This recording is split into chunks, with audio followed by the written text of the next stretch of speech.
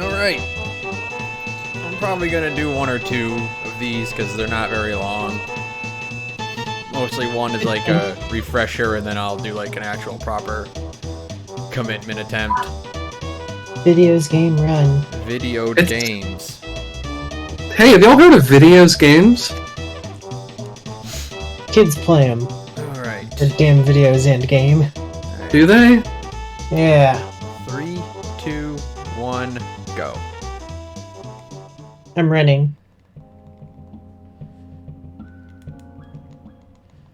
I realize I'm not the one playing, Oh but shit! I'm running. Nope, hold on.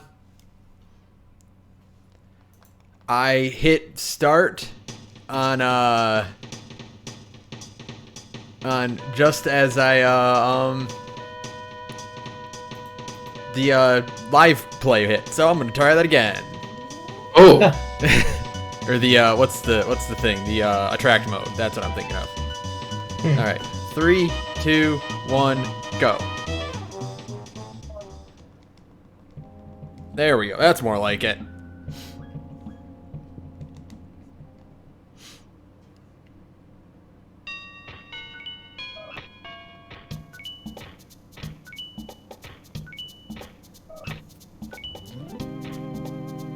So how are y'all doing today?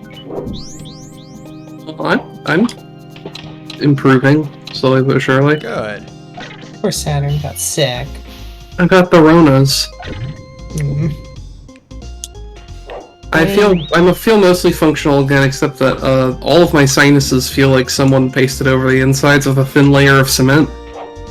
Not good. Mm. No, it's not great. Also, like I just don't like I would say my sense of taste is diminished to half, and my sense of smell is diminished to none. Excruciating. Not fun. Not fun. Mm-mm. I'm hoping that those are back to normal by the Christmas day, because Yeah, that would be nice. Because you know, Christmas foods. Grandma food.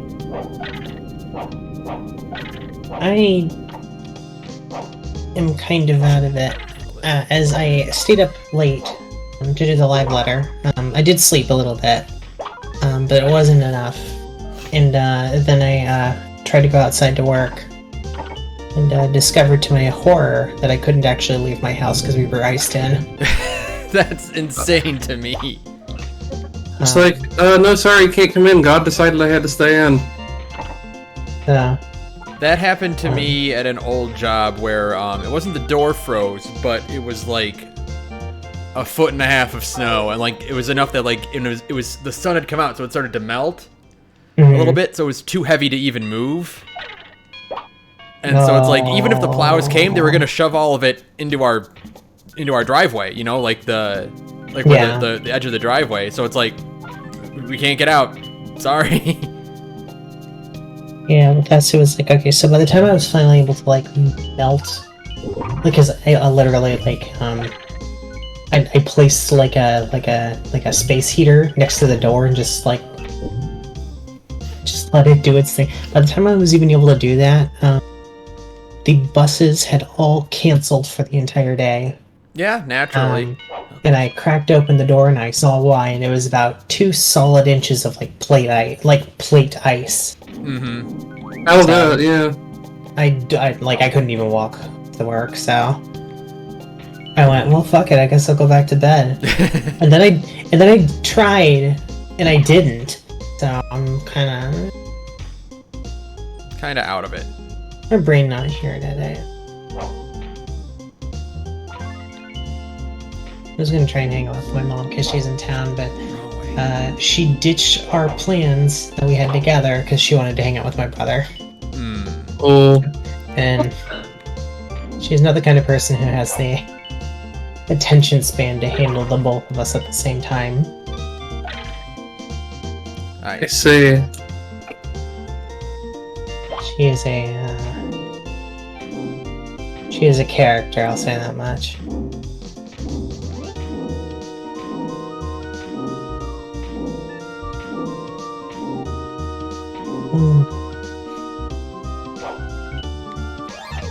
No Donald Duck.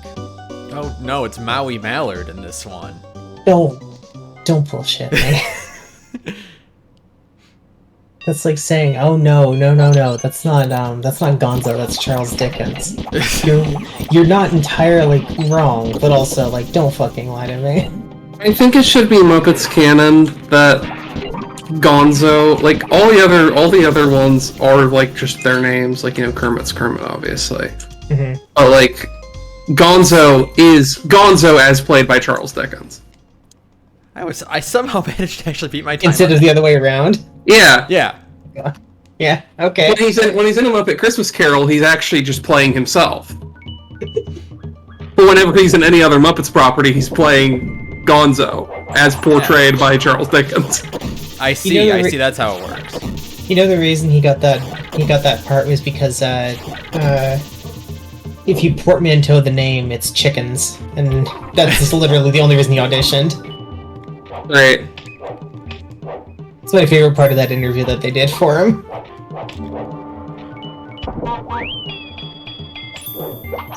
I'm getting pretty good at those jumps. Well, for this level at least. Some practice is all it takes.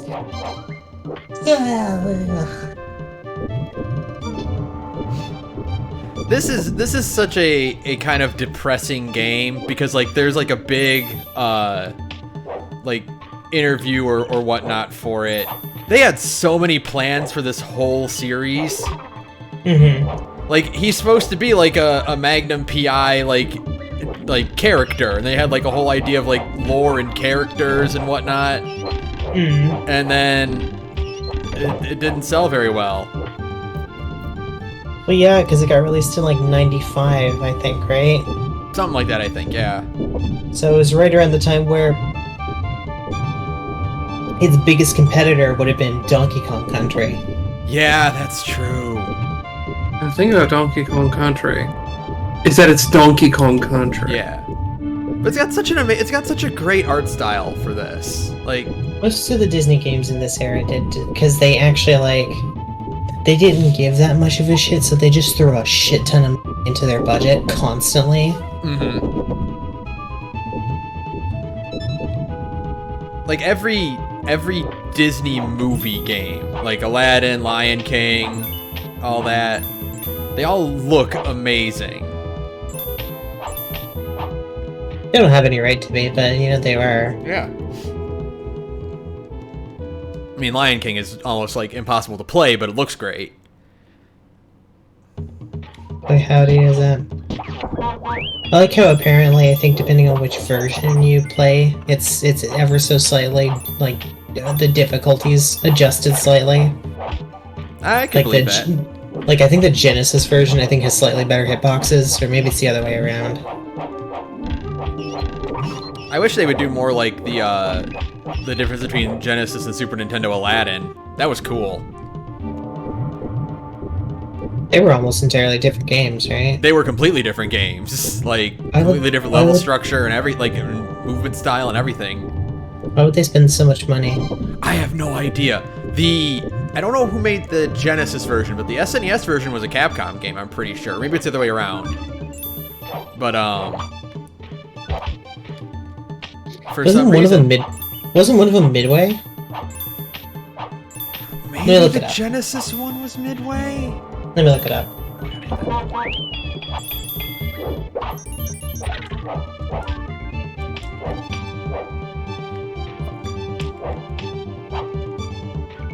Disney Interactive Studios in partnership with Virgin Interactive. I don't need to do that, that's right. I always forget that's the one I don't need to do. Oh, yeah, that's right, it was Virgin. And then Capcom made the SNES version.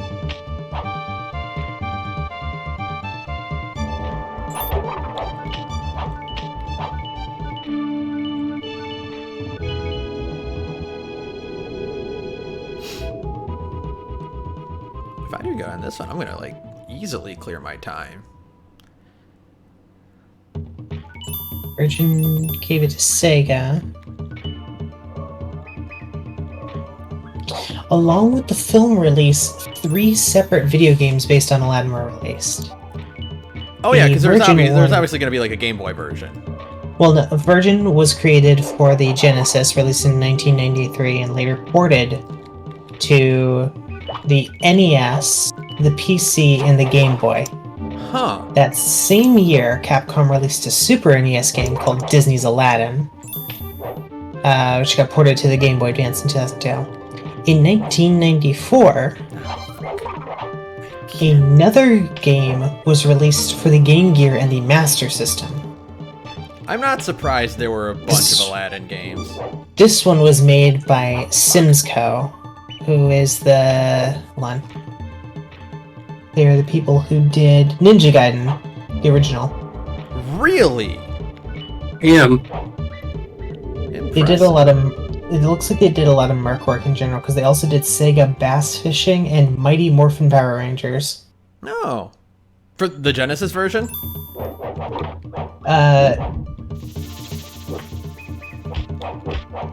No, the Game Gear version. Ah. They might be a porting studio, maybe, question mark. Oh, wait, no, they did the movie, the Power Rangers, the movie, the video game. Oh, that on the game kicks Genesis. ass! So it looks like they're just a Mercworks studio. They do stuff in partnership with Sega a lot, but they are their own company. The movie, Mighty Morphin Power Rangers, the movie, that game kicks ass. That's like a really good side-scrolling beat 'em up. It's got like, it's a cool thing where you can, there's like 2 planes, horizontal planes that you can like swap to with L and R. Mm-hmm. Like you do a flip and you go from like the street to the sidewalk. Isn't that the one they made an adaptation of semi-recently?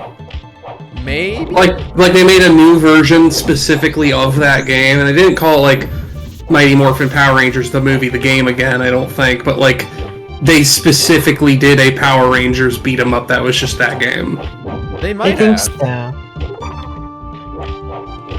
Yeah, I know what, I remember seeing that somewhere. Like specifically the whole thing about like swapping planes.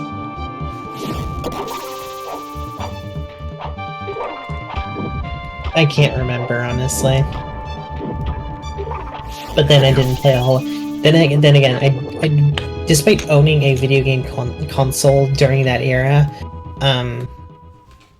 I only had 2 entire ass games, and one of them was the Super Mario Brothers All-Star compilation pack, which included Super Mario World. Oh, Which is the Japanese version? No, they also released... So, Because I think They that version was released- Japan exclusive, if I remember No. correctly. it's not, because I owned it. They released basically like one version and then like another, like the next year.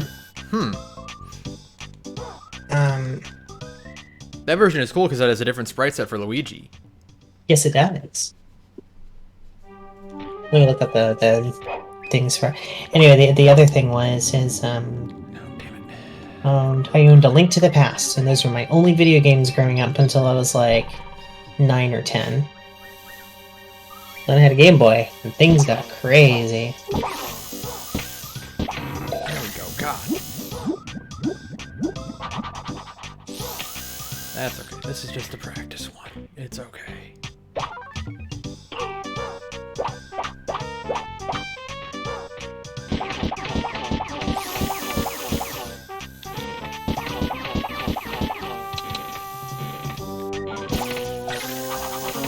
Yeah, so Super Mario Bros. All-Stars was released in 1993. And Japan releases the Super Mario Collection the very next year. To capitalize on the Christmas season, they released Super Mario All-Stars plus Super Mario World in November.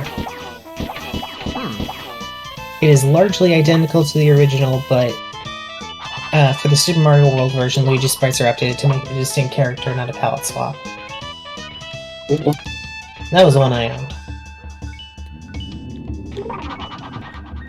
If you let the title screen play, it did a different version of the title screen animations in the second time and then the third.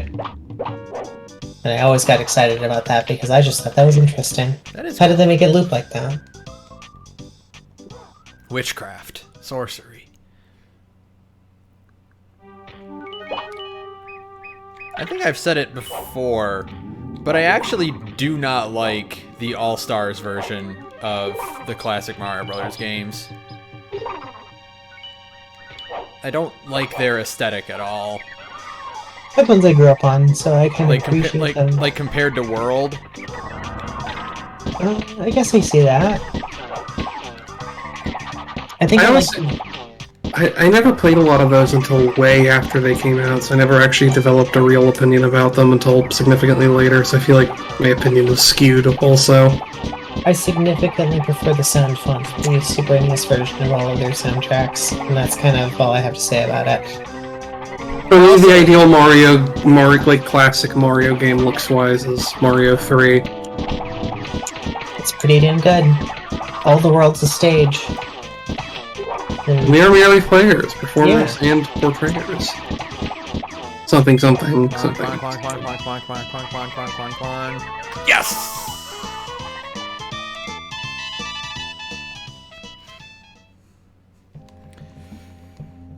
Yeah, I like Mario. I think out of the side-scrolling Mario games, like I go back and forth between whether or not 3 or World is my favorite, which I think is everyone's like opinion. An understandable feeling.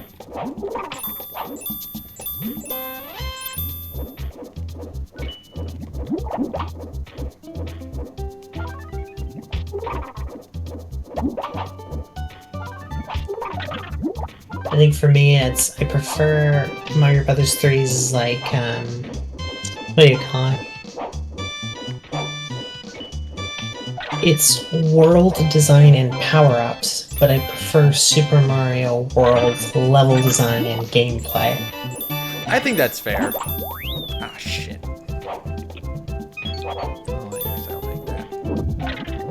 Anyway. Fuck, again. God. Allow me to do some more,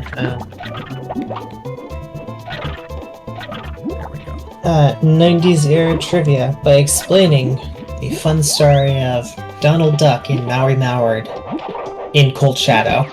By all means. Dumbest fucking thing. Donald Duck in Maui Mallard. Maui Mallard in Cold Shadow. Like, that's stupidest fucking. It is, in Europe, it is called Donald Duck and Maui Mallard. I think because of their weird thing about ninjas. Originally released everywhere as Donald and Maui Mallard, and re-released in North America as Maui Mallard in Cold Shadow. God, this is getting to be a tongue twister. I can't do it. Used to be. Oh. Ben, I know why this didn't do well. Do you want to know when it got released? Please tell me. In Europe in December 8th, 1995, so after Donkey Kong Country. Only in Europe on the Mega Drive. It got released on the Super NES in 1997. Yeah, that's a problem. That's old. I don't remember it being that old. Wasn't the N64 out by that point? Yes. The N64 had been out. 96. Yeah, like early 96 too, so. Oh, shit. I can't get from that. This is so stupid. The game stars Donald Duck in a metafictional role as Duck Detective Maui Mallard, a spoof of Magnum P.I. in name and appearance. Did people care about Magnum P.I. in 1997? It was on its way out, so no. I just feel like the prospective audience there is witheringly small. Yeah. Yeah, no kidding. But Maui Mallard is a medium-boiled detective visiting a tropical island when a mysterious idol goes missing. It is a weird concept because like it's Magnum PI, but what if he was a ninja? A tropical ninja with yin-yangs everywhere.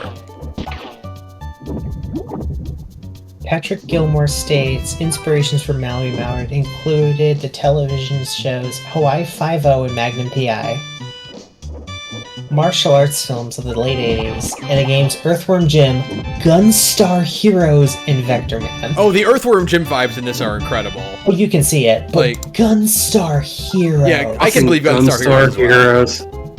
With the 8-way direction shooting as well. Yeah. Like the what company made that? What, Gunstar? Yeah. It was Sega. But no, what studio?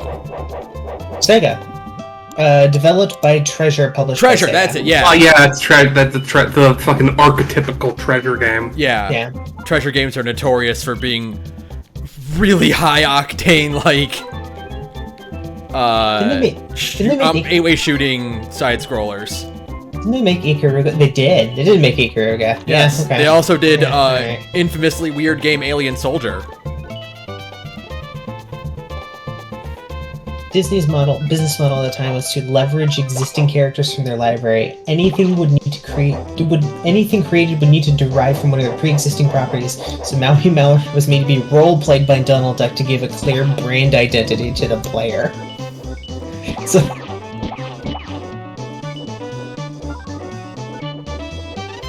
Yeah, you know, he's not just a duck in the duck, you know, in the duck universe, in the Barksiverse.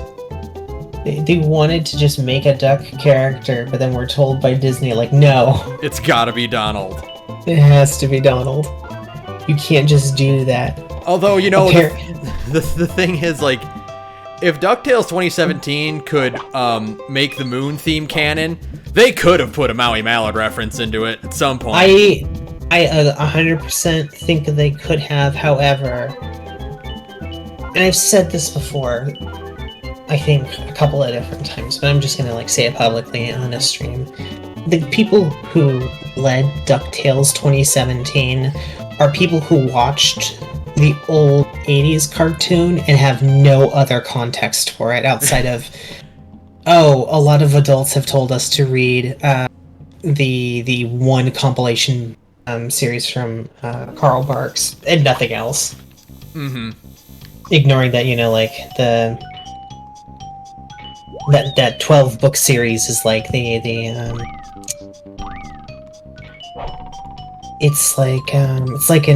like All-Star Superman or whatever happened to the world to the Man of Tomorrow, where it's like it is a one-shot series that distills a lot of things from a massive series of comics. Mm-hmm. So it's kind of they do get kind of like a fun distilled idea of what Donald Duck is like in European comics, but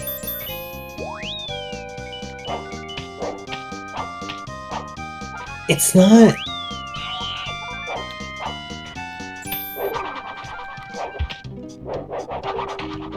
It's kind of skin deep. A little bit, yeah. The only reason we got the moon thing was because it was a meme, honestly. Yeah, but I think if you're gonna reference a meme in your thing like that, you should do what like the DuckTales theme did, where they like made it like a serious thing. What am I doing over here? I have to go this way. Like, better reference a beloved thing out of a respect for the fact that people love it, than just be like, hey, look, guys, look at this, like, funny gag that we referenced. Like how Doom 2016 and Doom Eternal turned Rip and Tear into like a thing. Mm. Okay, there's those three. Didn't I get you? I have to practice this level because there is a pattern to it. But damned if I know it off the top of my head. Yeah, this is another one of those like huge Earthworm Jim vibes because Earthworm Jim had a bungee level too. There we go, got him. That was like 4, I think. Yeah. Life is like a hurricane. Here in Duckburg. Here in Duckburg. Race cars, lasers, aeroplanes. It's a duck blur. You know, I was thinking, I might solve a mystery, or maybe rewrite history. Well, woo to that. Wow. All I know is that Carl Barks would hate Maui Mallard. I'm sure he would. He's too busy writing the Communist Manifesto. Wrong one. Oh. Are you kidding me, dude? You get off of my legs. What are you doing? Look, I'm sorry, there's nowhere else to sit. It's a really cramped stream room. First off, let me also say, brave of you to have me on when I have COVID. I respect your dedication to speedrunning Maui Mallard. It's gotta get done. I Rip and tear until it is done. Oh, see, you brought it around. Yeah.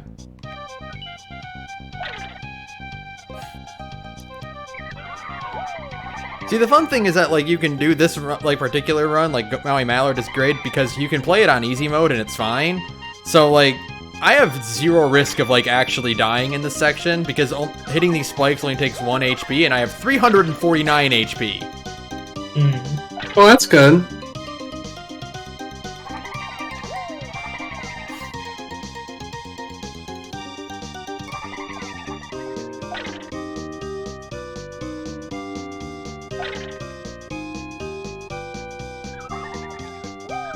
There you go.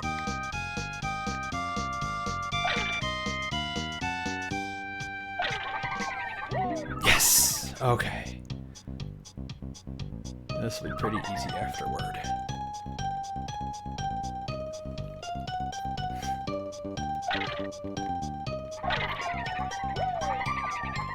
As long as you three, I think I have left. As long as you three cooperate.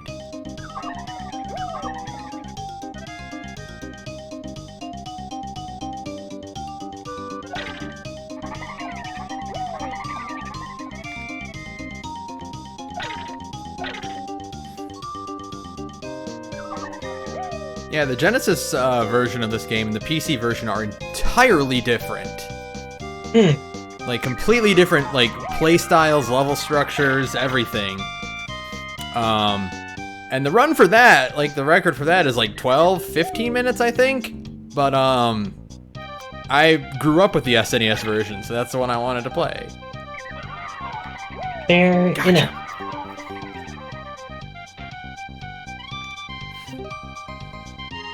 That was not terrible, and this one should hopefully not take me too long.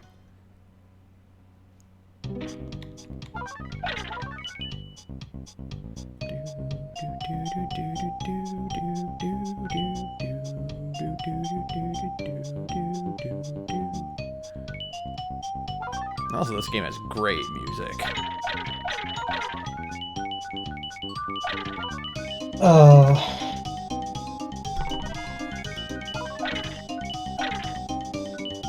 I'm in the Fallout for The fog. Murder Mystery. No, well, I'm in the Murder Mystery Vault. Yeah! Yeah! No, I have to I go. love Mineko. We've made this joke before, but I did love We have. Mineko. Anyway, I got to the part where it's just like, oh, it's crazy cat lady room, and it's a bunch of milk bottles over here. When you get close to them, it says remains of cat name, and there's just a bunch of them. Oh, it's when earlier I was watching some Gintama, and I encountered an episode that was very much supposed to be a Death Note pastiche, but I was still watching it like, man, I love Umineko. It's very early, it's the beginning of season 3 or whatever, and they're like, frame it at the beginning like, okay, it's gonna be a recap episode, and they spend a bunch of time on a single frame arguing about how none of them wants to do the recap episode. And then they get to the meat of the episode, which is like, well, we should celebrate because we're on our 3rd season, and they're gonna make Hot Pot, right? Mm-hmm. And obviously the contention they have is like, all right, there's going to be chaos because as soon as this Hot Pot's fucking done, the instant it's done, someone is gonna go for the meat and become the Nabe Shogun, obviously. Right. Yeah. And then it is about fucking 15 minutes of your main 3 cast. And then eventually Katsura and Elizabeth, and then also the landlord and the middle-aged cat lady who show up, and them doing mind games at each other to see who's gonna actually get the beef out of the out of the hot pot. I was like, oh, I love Umineko. Ah, damn it. It's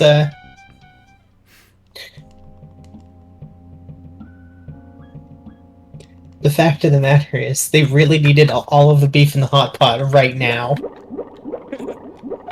One thing was absolutely certain. They needed beef. Now. Thankfully, all of them had beef, which made this whole thing a lot more chaotic. For some reason, that just reminded me of an old 4chan post of it's a panel of Cyclops like holding his hands above his face, going like, "No, I can't use my eye beams to solve personal beefs." And then one of the comments was, "Well, in X-Men Evolution, he uses them to cook hot dogs, so he did use them for personal beefs." Hey, that's only true if it's Hebrew National. I think that's all they serve. I mean, if Kitty's at the mansion, they probably only serve Hebrew National. That's fair.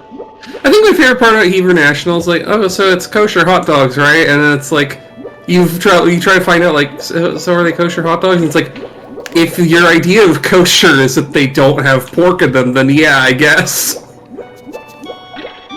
Because it's like, it's American kosher salt, I think, that they use for it too, which isn't necessarily actually kosher salt either. Yeah, I did a fucking I read like a couple months ago just about like, yeah, there's a lot of religious debate about how kosher Hebrew National hot dogs are. And it's like, cool. I love that. By the way, speaking of Earthworm Jim, like, this level is very much Earthworm Jim-esque. Speaking of hot dogs, Earthworm Jim. Yeah, that cow that just lands on him at the very end. Spoilers, by the way. I was comparing Earthworm Jim to a hot dog. Yeah. This is heavily based on the level of Jim's now a blind cave salamander, which, when Jim is a blind cave salamander, he does look a lot like a hot dog. All I'm saying is, Ben, speaking of Earthworm Jim, you should pick up the Neighborhood. I think you'd like that. I should. I would like to play that. I think out of all the point-and-click adventure games you could pick up, it's a change of pace from what you were playing before. Yeah, that's for sure. But you'd have a good time with that. I think I would. Oh shit, damn it. I was doing so good, too. Oh,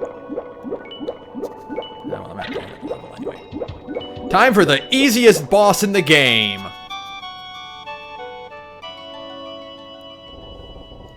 I love the sound of that.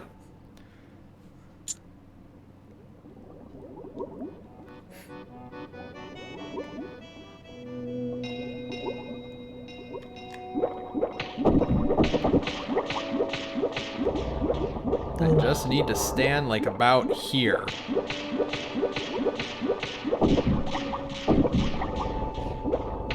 And there's literally no way for him to do enough damage to kill me. And done.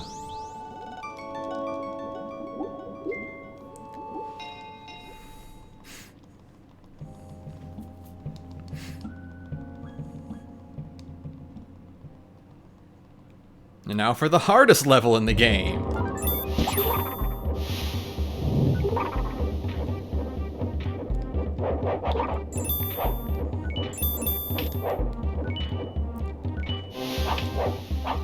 Shit!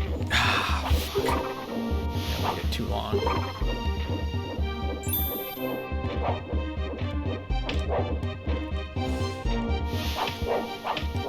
There we go. Okay.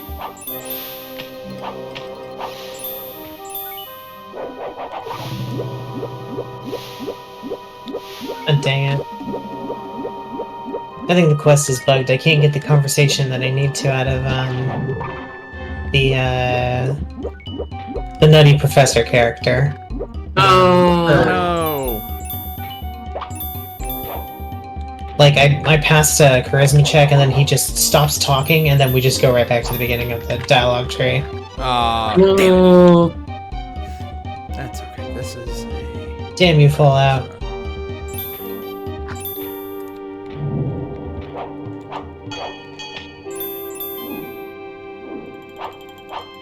Shit. This perk overhaul, by the way, is extremely good. I thought you'd like it. I think even if I don't go back to ever doing like full overhauls, I'm keeping this perk overhaul in the future because the stuff it adds and changes is really fun. Mm-hmm. The synth body one I showed earlier in particular is like, oh, thank you.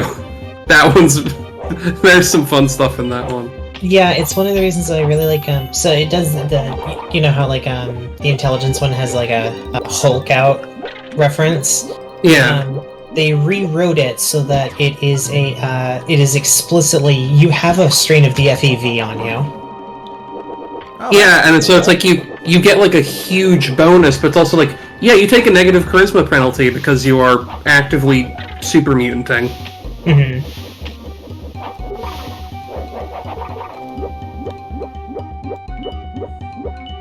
It's just it is fun gameplay like overhaul without doing too much.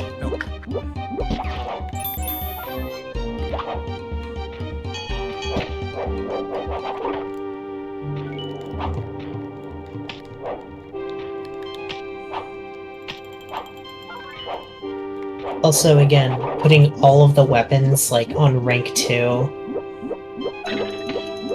and a majority of the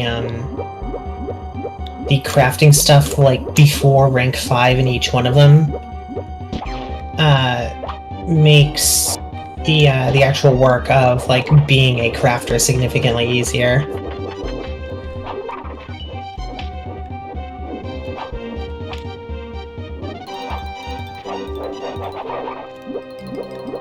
I love in this game sometimes when you're talking to someone in the overworld and somewhere in the distance where you can't see, but like still close enough to be worrying, you hear an extremely large explosion.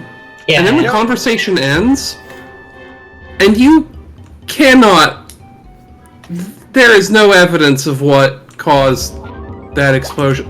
Yeah. Oh yeah, I think I just found evidence of what caused the explosion. I heard a bird. It's some freaks! Get them, boys! Got it, boss. By the way, I have to fight all of these dimples now. Duck dimples. Ugh. Nobody likes goose pimples. Those are gross.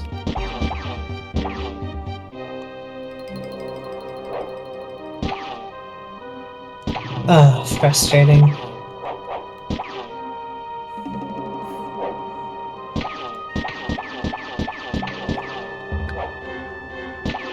I got proof that Bert, like, works for Robco, and they're not letting me do anything with it. But I have the evidence. It's right here. Oh, shit. No, no, no, no, no.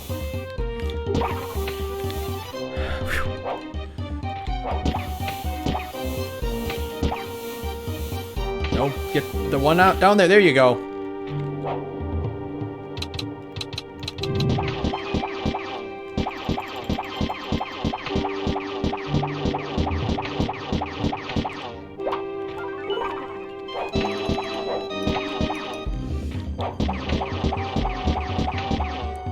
We're still doing okay. Yeah, okay, good.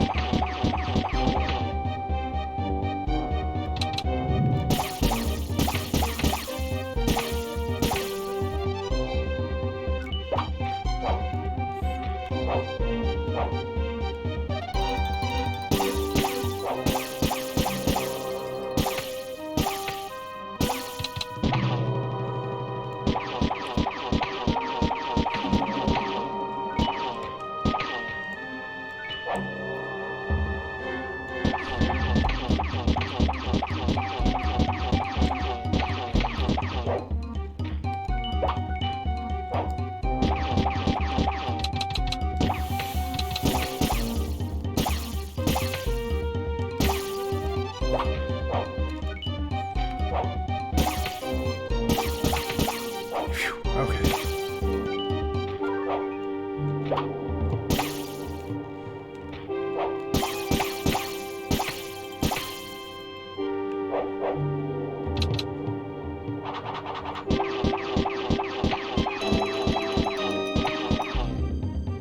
This is one of the most harrowing escort missions in any video game I've ever played.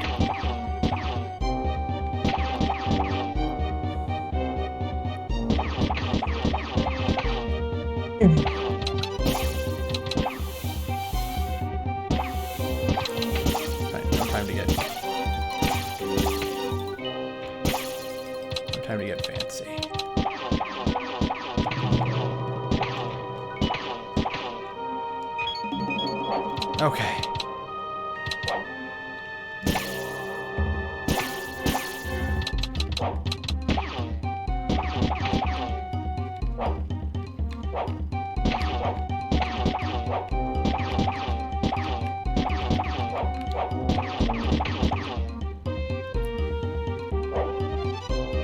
Okay. Final level.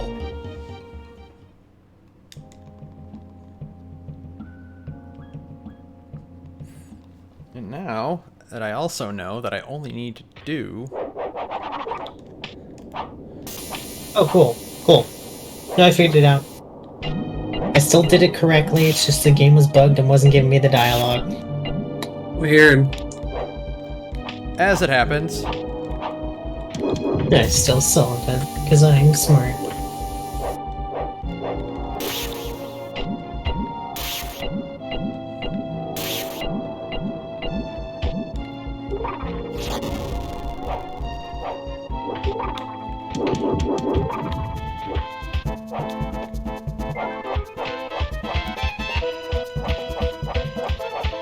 I might actually still get a PB on this.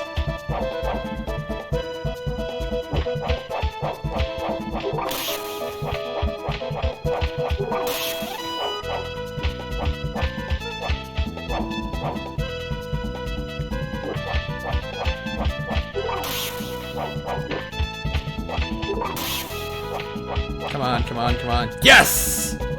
Oh! Yeah! 40-56. Nice. Yeah.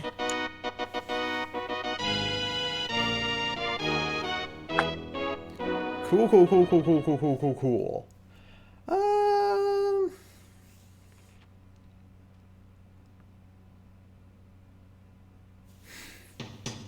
Yeah, I think I'm gonna call it there then. I was hoping to get a PB, and I was thinking it would take me at least 2 attempts, but cool. Nice. All right.